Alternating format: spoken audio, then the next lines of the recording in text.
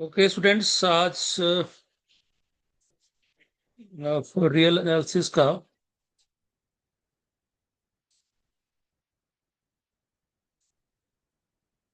ये lecture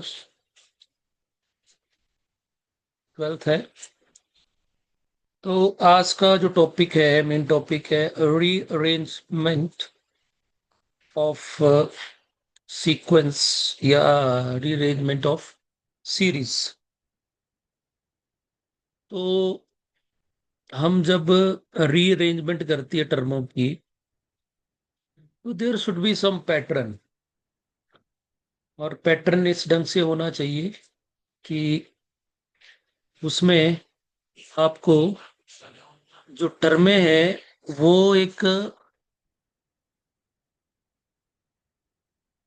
system से लगेंगी, और उसका एक हम एग्जांपल से देखेंगे how to rearrange the arrangement of the. अब यहाँ पे दो तीन क्वेश्चंस हैं कि अगर हम किसी सीरीज की रीअरेंजमेंट करते हैं, तो रीअरेंजमेंट के बाद अगर ओरिजिनल सीरीज कन्वर्जेंट है, तो रीअरेंजमेंट के बाद भी क्या वो कन्वर्जेंट होगी कि नहीं होगी? अगर होगी तो क्या, अगर नहीं होगी तो कौन सी कंडीशन है कि जब वो कन्वर्ज करे, रीअरेंजमेंट के बाद जो सीरीज बने वो भी कन्वर्ज करे, किस कंडीशन में होगी? और तीसरी चीज ये है कि अगर कन्वर्ज करती है, अगर तो रीअरेंजमेंट के बाद उसी नंबर को कन्वर्ज करेगी क्या जिसको ओरिजिनल कन्वर्ज कर रही थी? तो आज ये दो तीन क्वेश्चन के ऊपर हम डिस्कशन करेंगे। तो सबसे पहले तो आप इसको देखें, तो यहाँ पे क्या हमने डिफाइन करा, एक सीक्वेंस डिफाइन करी के एन, जैसे हम सब सीक्वेंस में डिफाइन करते थे। तो ये k n is nothing but it is like n, k जो होगा वो फंक्शन ऑफ एन होगा। हो सकता है ये ऐसा हो, या k is equal to N हो, या k is equal to 3n, like this. ठीक। अगर एन की वैल्यू 1 पुट करेंगे यहाँ पे, तो 2 के मल्टीपल में आ जाएंगे, यहाँ पे 3 के मल्टीपल में आ जाएंगे, लाइक दैट। वे sequence in which every positive integer appear once and only once. ठीक। और 1 1 होगा, इसकी बात हम रहने देते हैं कि ये 1 1 होगा, राउंड 2 होगा। ओके। तो ये देखो, अब हमने अ, जो नई सीक्वेंस बनाई उसमें क्या किया, यहाँ पे ये सीक्वेंस रख दी हमने। ठीक। तो ये जो नई सीक्वेंस बनेगी, ए एन डैश, ये ओरिजिनल तो हमारी सीक्वेंस ए एन है, और एन को हमने रिप्लेस कर दिया के एन से। तो उसके बाद जो नई सीरीज बनी वो ए एन डैश बनी। तो यह नीचे लिखा हुआ है, the series a n dash is rearrangement of the original summation a n. ठीक। तो एक एग्जांपल लेते हैं, उसे ज्यादा समझ आएगा ये चीज। उससे पहले देखिए कि यहाँ पे लिखा हुआ है कि अगर if s n sequence Sn and sequence n Sn dash are the sequences of partial summation an and summation an dash. It is easily seen that in general these two sequences consist of entirely different numbers. We are thus lead to problem of determining under what conditions all rearrangements of the carbon jet series will converge and whether the sum are necessary same. जो मैंने आपको बताया कि convergent series की rearrangement भी क्या converge करेगी, क्या कन्वर्ज करने के बाद जिस नंबर को कन्वर्ज करेगी वो सेम होगी या डिफरेंट होगा। तो उसके लिए हम एक एग्जांपल लेते हैं। तो एग्जांपल में अब ये सीरीज ले ली हमने, और ये सीरीज हमारी बड़ी जानी पहचानी सी सीरीज है। This is nothing what it is, -1 raised to power n-1 over n. तो 1 पुट करेंगे तो ये 1 आ जाएगा, और जब हम 2 पुट करेंगे तो 2 - 1 नेगेटिव, और यहाँ 2 बन जाएगा। तो ये वो सीरीज है, और हमें पता है ये सीरीज होती है वो कन्वर्जेंट है। It is convergent series. BSc में हम इसको करते भी हैं, ग्रेजुएशन में लिविंटीज टेस्ट लगा के, अल्टरनेटिंग टेस्ट लगा के, अल्टरनेटिंग सीरीज टेस्ट लगा के। तो अल्टरनेटिव सीरीज टेस्ट में आप इसको देख सकते हैं कि रिवर्स करती है। ठीक। ओके, तो इसमें इस सीरीज की क्या है कि एक पॉजिटिव एक नेगेटिव, एक पॉजिटिव एक नेगेटिव। ठीक है। तो अब ये देखो, अरेंजमेंट करी इसकी, रीअरेंजमेंट करी। क्या करा, ये पॉजिटिव टर्म और ये पॉजिटिव टर्म, दोनों पॉजिटिव टर्म में पहले लिख ली। फिर उसके बाद नेगेटिव टर्म रखी। फिर ये पॉजिटिव और अगली पॉजिटिव क्या आएगी, 1/7। फिर ये दो पॉजिटिव, फिर नेगेटिव -1/4। फिर अगली दो पॉजिटिव रख ली, फिर नेगेटिव। तो क्या हुआ इसमें, हमें अरेंजमेंट ऐसी करी कि इस सीरीज की दो पॉजिटिव टर्मों के सम के बाद हम एक नेगेटिव टर्म लगाएंगे इस सीरीज के। क्लियर हो गया बात। तो ये लिखा भी है, in which two positive terms are always followed by one negative term. Okay. तो हम ये मान लेते हैं कि जो ओरिजिनल सीक्वेंस है वो summation -1 raised to power n - 1 1/n, वो इसको कन्वर्ज कर रही है। ठीक। If s is the sum of 22, इसका इसका सम में जिसको कन्वर्ज कर रही है, एस मान लिया। तो हम इन पहली तीन टर्मों का सम देखें अगर, तो क्या बनेगा, 5/6 बना इन पहली तीन टर्मों का। ठीक। तो धीरे धीरे आगे कुछ ना कुछ इसमें ऐड होगा ही होगा। ठीक। इसका मतलब एस जो है वो कम से कम 5/6 से तो कम रहने वाला है। ठीक। क्योंकि इसमें नेगेटिव टर्म्स भी है, पॉजिटिव भी है, क्योंकि इन सब का सम अल्टीमेटली एस को जाना है। ठीक। तो पहली दो तीन टर्मों का जो सम है वो डेफिनेटली एस से बड़ा ही होगा। ठीक। धीरे धीरे कुछ टर्म में माइनस भी होगी, कुछ प्लस भी होंगी। Any how, it means that पहली तीन टर्म्स का जो सम है वो 5/6 बना, और एस डेफिनेटली उससे छोटा होगा। अब हम जो नई बनी है,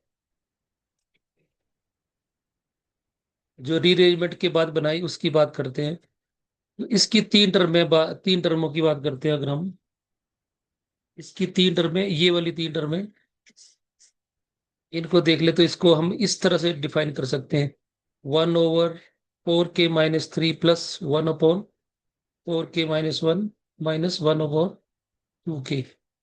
तो ये पॉजिटिव ही रहेगा। क्यों रहेगा पॉजिटिव, क्योंकि इन पहले तीन का अगर सम करें तो 1 + 0.3 आएगा, और -0.5।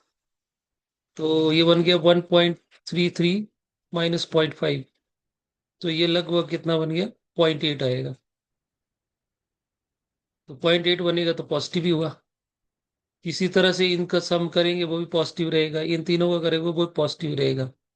तो के की वैल्यू जब हम 2 पुट करेंगे, 1 पुट करेंगे तो ये टर्म बन जाएगी, ये तीन टर्में बन जाएंगी शुरू वाली, k = 1 के लिए। और 2 पुट करेंगे तो ये बन जाएंगी तीनों, और ऐसे करके। ठीक। अब हम एक चीज तो ये क्लियर होगी। दूसरी ये देखो, यस में बोला है कि S3 का मतलब हुआ 1 + 1/3 -1/2। तो ये लगभग 0.8 बन रहा है।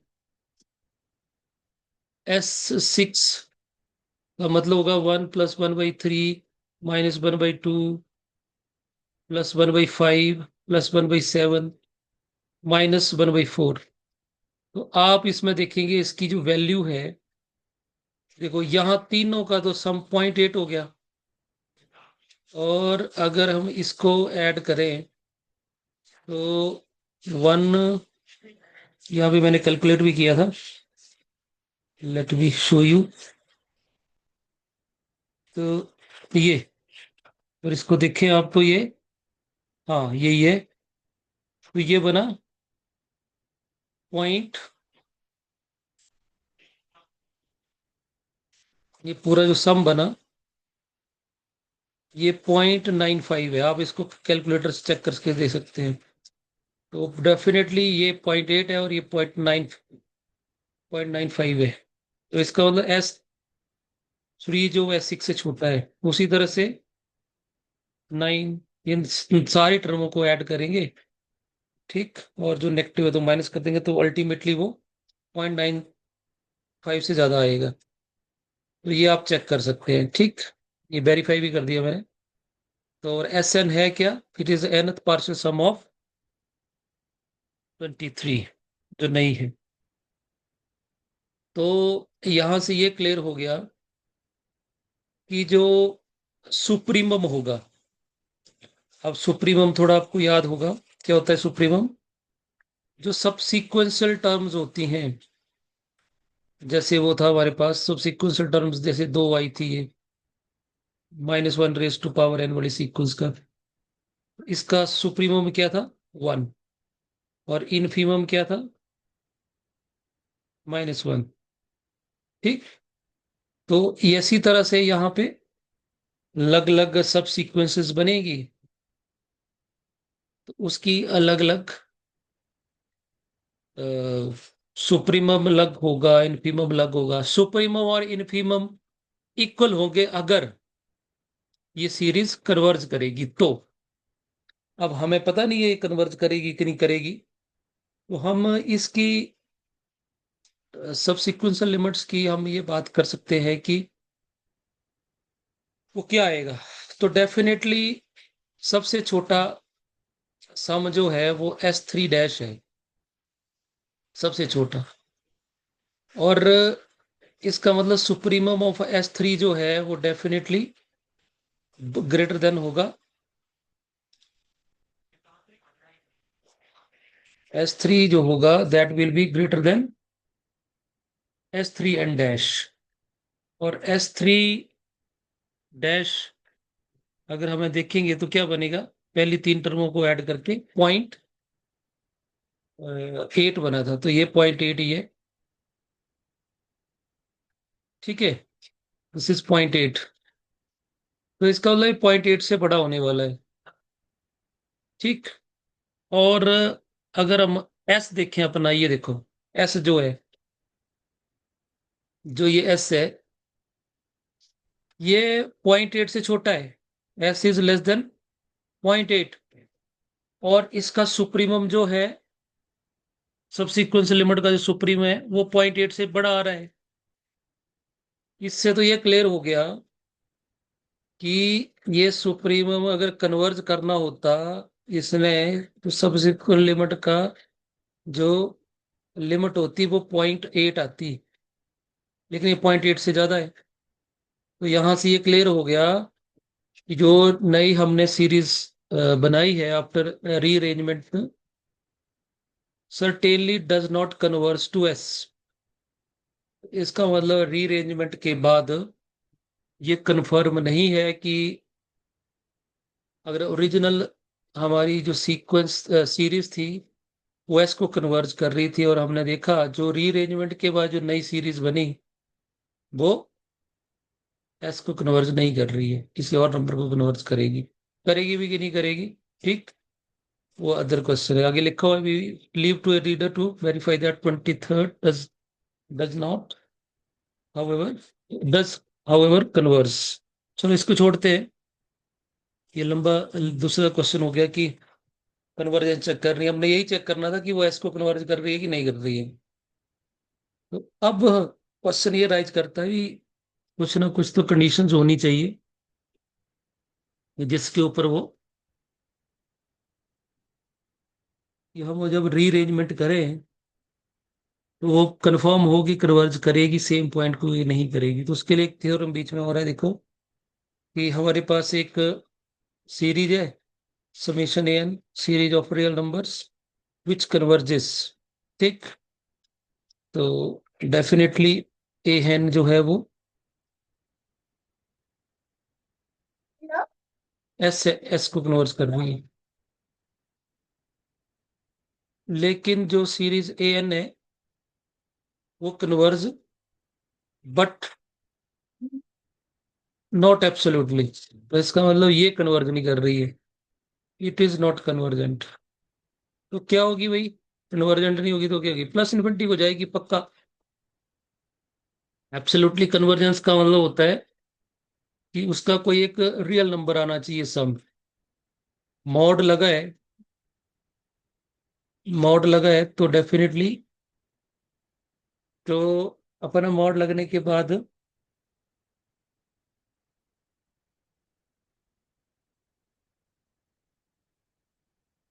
715, ठीक है। तो ठीक है, अगर एब्सोल्युटली कन्वर्ज नहीं कर रही है तो मॉड लगने के बाद इसका मतलब साइड टर्म में पॉजिटिव हो जाएंगी, इसका मतलब सम रुकेगा ही नहीं, तो प्लस इन्फिनिटी हो जाएगा। ठीक, तो क्लियर हो गया। अब आगे क्या दिया हुआ है, दो नंबर है, एक अल्फा और एक बीटा। वो अल्फा बीटा से छोटा है और दोनों माइनस इन्फिनिटी और इन्फिनिटी के बीच में है। ठीक, then there exist a rearrangement summation a and dash with partial sum s and dash such that, ये देखिए रीअरेंजमेंट के बाद हमारे पास एक सीरीज आ गई एन डैश, उसका lower limit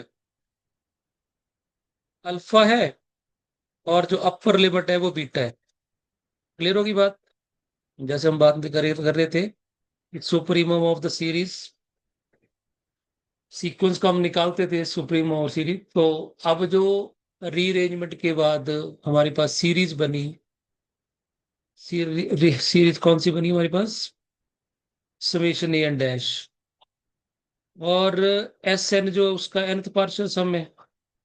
nth partial sum का मतलब a one dash, a two dash plus so so a n dash, ये एन टर्म्स का सम है। ठीक, और ये जो हमारी सीक्वेंस बनी, नई जो सीक्वेंस बनी, इस सीक्वेंस का सुप्रीमम जो है वो बीटा है और इनफीमम जो है वो अल्फा है। ठीक, अब सीरीज है तो, सॉरी सीक्वेंस है एस एन डैश, तो अल्फा बीटा आपको क्लियर ही है कि जैसे हमने अभी मैंने एग्जांपल कोट करा आपको कि -1 ये हमारी एक सीरीज सीक्वेंस है, इसकी जो सब सीक्वेंस है उनके सब सीक्वेंशियल लिमिट जो है वो -1 और 1, ये सुप्रीमम है और ये इनफीमम है। वैसी सिचुएशन यहाँ पे है, अब ये सीक्वेंस है तो इसकी अल्फा बीटा दो, जो इसका सब सीक्वेंशियल लिमिट का जो सेट है उसका सुप्रीमम और इनफीमम है। क्लियर, बीटा आपका जैसे 1 हो गया और अल्फा माइनस 1 हो गया। ठीक, ओके। अब अब ये रीअरेंजमेंट के बाद स्टूडेंट्स, जो ए एन डैश बनाई, अगर ये कन्वर्ज करेगी तो डेफिनेटली अल्फा बीटा बराबर होने चाहिए, ये भी क्लियर होना चाहिए हमें। ठीक, क्योंकि यहाँ पे देखो पॉसिबिलिटी है अल्फा और बीटा के बीच में इक्वल टू भी है, अल्फा या तो छोटा होगा बीटा से या इक्वल भी हो सकता है। इक्वल वाला केस वही है जब वो रीअरेंजमेंट के बाद जो सीक्वेंस है वो कन्वर्ज करेगी। ओके, तो गिवन में हमें क्लियर हो गया कि हमारी जो सीक्वेंस है ए एन वो कन्वर्ज कर रही है, लेकिन एब्सोल्युटली कन्वर्ज नहीं कर रही है। ये कन्वर्ज कर रही है तो एक का रिजल्ट होता है कि ए एन जो है वो जीरो को कन्वर्ज करेगा। ठीक, ठीक। तो इसका प्रूफ देखो, तो हमने पी एन डिफाइन कर लिया, पी एन में क्या लिख लिया, mod a n plus a n over two. तो ये भी नई सीक्वेंस बन गई एक तरह से टर्म का, मॉड लिया ए एन का और प्लस ए टू किया और टू से डिवाइड कर दिया, और क्यू एन में किया mod a N minus A N upon two. तो ये दो नई सीक्वेंसेस बन गई हमारे पास, पी एन और क्यू एन। और अगर इन दोनों को ऐड करेंगे, पी प्लस क्यू एन का ऐड करेंगे तो क्या बनेगा? ऐड करने पर ये और ये कट जाएंगे, और इनको ऐड करेंगे तो क्या बनेगा? यही बनेगा, मॉड ऑफ ए एन। और माइनस करेंगे, दिस दिस माइनस दिस करेंगे तो ये वाला कट जाएगा, और बचेगा क्या? ए एन। और पी एन पॉजिटिव रहेगा, क्यू एन भी पॉजिटिव रहेगा, क्योंकि ये तो पॉजिटिव ही है, मॉड तो बड़ा ही होगा ए एन से। और यहाँ पे मॉड से जो माइनस होता है ये पॉजिटिव रहेगा या जीरो हो जाएगा। ओके, तो पॉजिटिव है। और साथ में ये series summation p n and summation q n both diverse. क्यों करेंगे डाइवर्स? डाइवर्ज इसलिए करेंगे क्योंकि इनमें क्या इन्वॉल्व हो गया, इसमें क्या इन्वॉल्व हो गया, ये जो अपना मॉड ऑफ ए एन है, अगर हम इसको ऐसे लिखेंगे, पी एन लगाएंगे, समेशन पी एन की बात करेंगे तो समेशन पी एन क्या आएगा? Summation mod a n plus summation a n, और अपॉन टू बाहर लगा सकते हैं। और ये हमें पता है ये क्या कर रही है? डाइवर्स कर रही है, कन्वर्स तो कर नहीं रही है। ये डाइवर्स कर रही है और ये कन्वर्ज कर रही है, तो डाइवर्ज प्लस कन्वर्ज डाइवर्ज ही करेगी। ठीक, इसका सम प्लस इन्फिनिटी है, इसका मतलब प्लस इन्फिनिटी में जो मर्जी ऐड हो जाए प्लस इन्फिनिटी है ना। सेम लॉजिक क्यू के लिए भी, क्यू के लिए यहाँ माइनस है, तो ये प्लस इन्फिनिटी को कन्वर्ज कर डाइवर्ज कर रही है, तो प्लस इन्फिनिटी होगा इसका सम। ठीक, तो दोनों क्या होंगे? ये डाइवर्ज होंगे। चलिए उसके बाद अभी आप उसको जस्टिफाई कर रहा है कि अगर हम इन दोनों को मान लेते हैं ये कन्वर्जेंट है, इफ बोथ वर कन्वर्जेंट, तो इन दोनों का कन्वर्जेंट का सम क्या आया? P n plus q n, यहाँ पे निकाला हमने, तो आया summation mod of a n. और ये क्या है? डाइवर्जेंट है। क्यों? क्योंकि सीक्वेंस एब्सोल्युटली कन्वर्ज नहीं करती है, ये डाइवर्जेंट है। ये डाइवर्जेंट है तो डाइवर दो सीक्वेंस का सम भी क्या होना? डाइवर्ज ही होना। Would converge contrary to hypothesis, ये कन्वर्ज करेगा तो कंट्रडिक्शन हो गई, क्योंकि हाइपोथेसिस में ये कन्वर्ज नहीं करेगा। और दूसरा लॉजिक इसने ये लगा लिया कि अगर हम इसको लिखते हैं summation a n is equal to ये वाला, summation a n is equal to summation p n minus summation q n, और यहाँ पे इसने nth पार्शियल सम लिया। ठीक, कि पहली टर्म एन टर्म्स ली, वन से लेके एन तक। तो तो अगर ये कन्वर्ज करे, ये डाइवर्ज करे, ये कन्वर्ज करे, तो दोनों का डिफरेंस क्या होगा? डाइवर्स। तो फिर तो ये डाइवर्स हो जाएगा, ये डाइवर्स हो नहीं सकते, ये तो कन्वर्ज है। Implies convergence of, again contradiction. तो आई थिंक ये तो जस्ट दो लाइनें ये जो हैं, ये इसको जस्टिफाई करने को बता रहा है कि जो ऊपर हमने लिखा वो कन्वर्ज नहीं कर सकता। Summation p n and summation q n are divergent. Okay, अब ये नई चीज शुरू हुई, देखिए। अब इसमें क्या किया हमने? Let p n p one, capital p one capital t two t three denote the non-negative terms of summation an in the order in which they occur। तो बस पॉजिटिव टर्म में लिख लिया हमने, जैसे अभी हमने ऊपर क्वेश्चन कर रहे थे तो उसमें वन था पॉजिटिव, फिर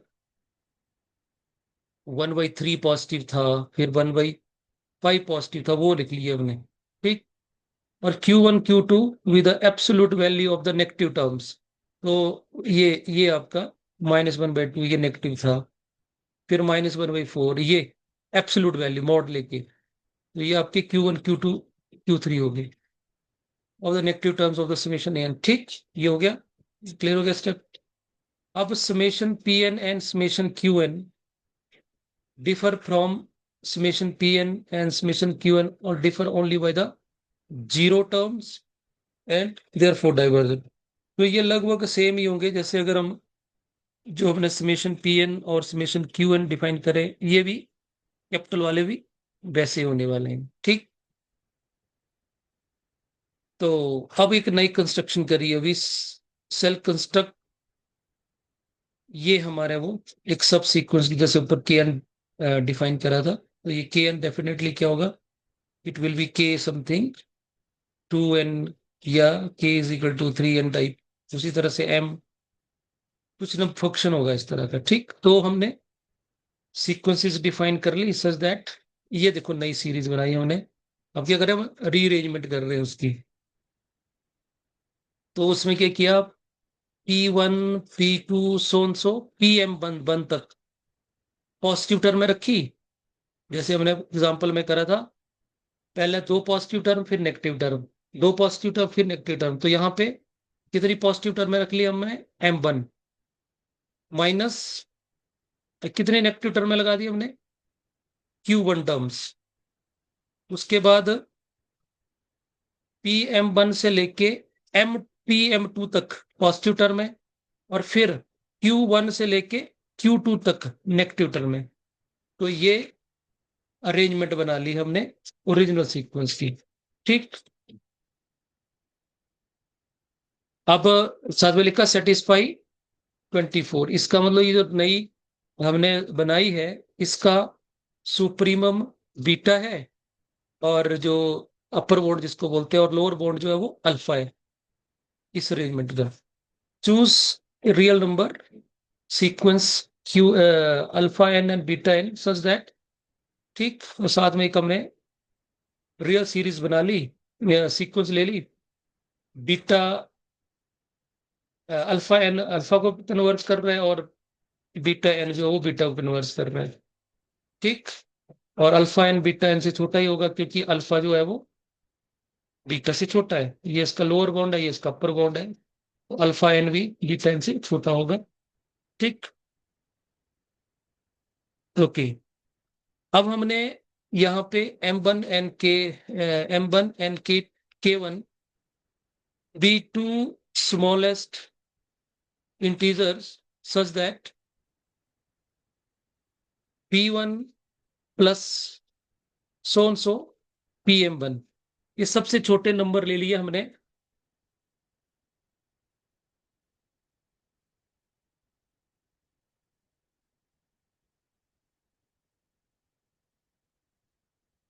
और यहां तक टर्में जो है, ये वाली जो टर्में मैंने अंडरलाइन करी है, ये वाली टर्म जो है, ये वाली, इसको मान लिया ये P1 से, इनका सम P1 से बड़ा है। और दूसरी ये जो टर्म है, इन सभी का P1 से लेके यहां तक K1 तक, इन सब का जो में सम है वो अल्फा 1 से छोटा है। ठीक, उसी तरह से M2 K2 डिफाइन करा, तो ये P1 से लेके M2 तक ये बीटा 2 से बड़ा है, और यहां से लेके यहां तक ये K2 तक ये अल्फा 2 से। इस in this way we continue in this way. तो इससे क्या हो रहा है, जो रीअरेंजमेंट के बाद जो टर्मों का सम है, मैग्नीट्यूड है, उसको हम अल्फा 1 और बीटा 1, फिर बीटा 2, अल्फा 2, फिर ये beta 3, alpha 3, continue this way. तो this possible since q n summation q summation p n and q summation q n diverse।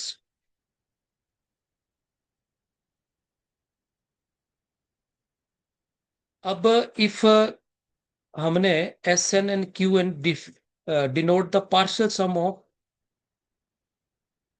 23, partial sum of 23 20 25, sorry 25, कौन सी सीरीज, ये वाली जो नई बनाई है रीअरेंजमेंट के बाद, इसका positive term of the denote the partial sum of 25 whose last term is PM11 MN। तो जैसे ये यहाँ पड़ा है, तो ये किसका सम होगा? ये आपका जो होगा वो क्या होगा? M2 है, यहाँ पे N है, तो इसको क्या बोल रहे हैं हम? SN बोल रहे हैं। तो इसका जो पार्शियल सम होगा इसको क्या बोलेंगे हम? S2। क्योंकि यहाँ पे PM2 है, ये N तक बात कर रहा है। उसी तरह से यहाँ पे K2, तो ये -1 K2 से जो खत्म होती है सीक्वेंस, K2 है, तो डेफिनेटली इसका सम यहाँ से लेके यहाँ तक जो है इसको क्या बोलेंगे हम? Y2। तो इसी तरह से ये N तक जाएगी। तो ये हमने एक nth पार्शियल सम डिफाइन कर लिए। तो और डेफिनेटली जो ये nth पार्शियल सम होगा, जिसको यहाँ पे हम S2 बोल रहे हैं, जैसे X2 बोल रहे हैं यहाँ पे, अगर समझने के लिए करें X2, ये पूरा यहाँ तक इसको X2 बोल रहे हैं हम, माइनस बीटा 2।